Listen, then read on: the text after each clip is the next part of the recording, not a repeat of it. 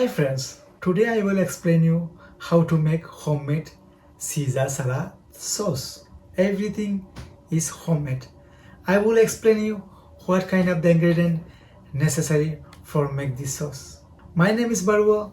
Welcome to my channel Cuisinette. Let's go to the kitchen.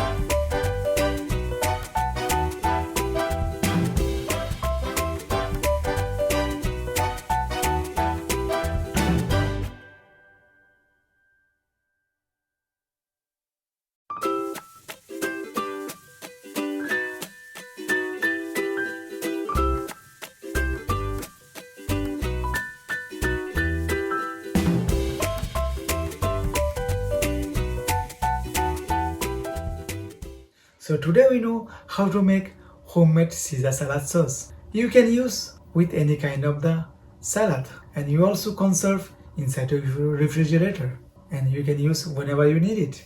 Feel free. If you have any question about this recipe, please put your comment on the down below. Don't forget to subscribe my channel. Click the like button and share with your family and friends. Bye bye. See you next time with new recipe.